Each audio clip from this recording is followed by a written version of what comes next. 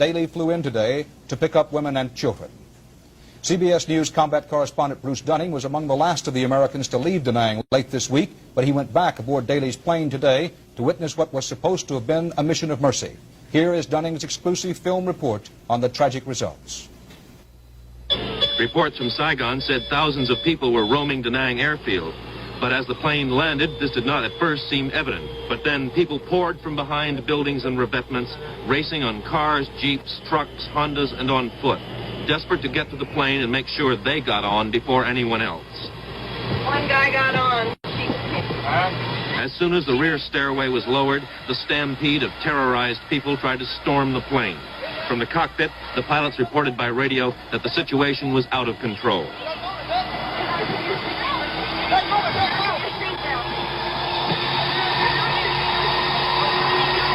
Several times the pilots moved the plane, hoping to break the crowds around the rear ladder. There was no control. High-ranking officers in Da Nang have fled, leaving soldiers and airmen to fend for themselves. The hordes tried to jam up the stairway as Daly himself tried to block the stairs. As men clambered over one another, pushing aside women and children in their panic-stricken fury, members of the air crew dragged them onto the plane, trying to fill it as fast as possible. The tension and panic intensified. The heavily armed men were menacing. They left their wives, their children, their aged parents on the runway while they forced their own way on board, a rabble of young enlisted men. CBS News cameraman Mike Marriott and soundman Mai Van Duk dared not leave the plane, aware they might not be able to get back on. One newsman was left behind as the crowd pushed him out of reach of the plane. The stewardesses dragged people on and rushed them to seats, screaming all the while, "Where are the women and children?" They piled 4, 5, and 6 men into seats intended for 3. Finally, there was room for no more. The plane began to move as people still clambered up the ladder.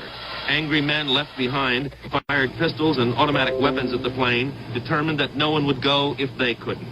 A grenade went off under one wing, damaging it. Unable to move on the blockaded runway, the plane raced down the taxiway, swerving to avoid abandoned vehicles, perhaps even running over people. As the plane strained laboriously into the air, people were still clinging to the wheels and the rear stairs. 7 men fell off as the plane reached heights of 1,000 feet or more. As the plane reached 6,000 feet, 1 man was still stuck in the ladder. Daly had to climb out and pull him back as the plane swerved and shuddered under its heavy load.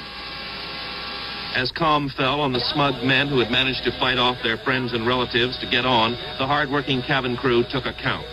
268 people were on board, among them 5 women and 2 or 3 small children. They had no apparent feelings about leaving others behind, only gratitude that World Airways had saved their lives, with a flight that Ed Daly intended for refugee women and children. Once in flight, at low altitude because the damaged rear stairway wouldn't close, the pilots assessed the damage to the plane. Bullets had damaged gas lines and the plane was losing fuel. The pilots were not sure the wheels would function on landing because people had attempted to hide in the wheel wells. The flight from Da Nang to Saigon normally takes about 50 minutes. This one took more than an hour and a half. Another World Airways plane flew alongside trying to assess the damage and reported that the cargo hatches were open and full of people. One man on the escort plane said that crew was praying for us on the damaged plane. Not knowing whether the wheel assemblies would hold, the flight crew put the plane, almost empty of fuel, down very gingerly on the runway at Saigon, and the deserters on board cheered. As the plane taxied to a parking place, soldiers poured out of the luggage hold.